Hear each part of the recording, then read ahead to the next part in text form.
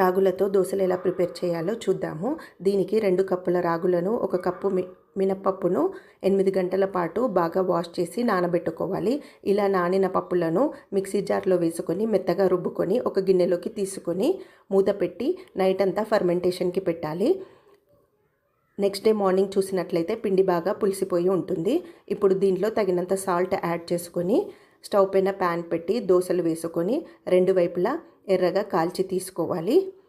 ఈ వీడియోలో నేను రాగి దోశలను అనేది టమాటో కొత్తిమీర చట్నీతో సర్వ్ చేసుకుంటున్నాను.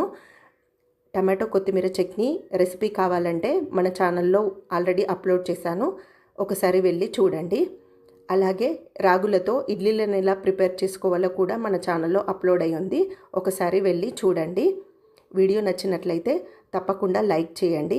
ఇలాంటి రెసిపీస్ మన ఛానల్లో చాలా ఉన్నాయి, ఒకసారి వెళ్ళి చూడండి.